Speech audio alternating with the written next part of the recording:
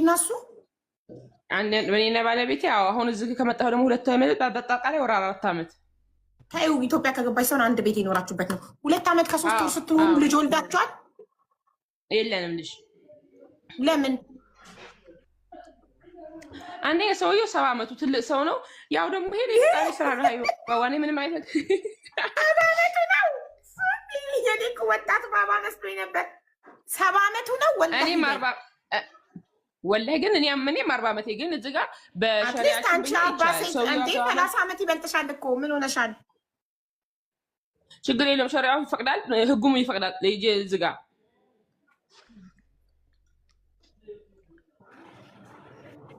እሺ። ስለዚህ ወንድ ልጅ 70 ዓመት ከሞላ አይወልድም እንዴ? ማሪ ይወልዳሉ እኮ ወንዶች እኮ እስከሚሞቱ መውለድ ይችላሉ። ወይስ አንቺ መከላከያ ትጠቀሚ ነበር? ኖ ያ ፈጣሪ አላህ አላለው መከላከያ ምናምን። እሱ እንደውም አንድ ልጅ በሰጠሽ በኔ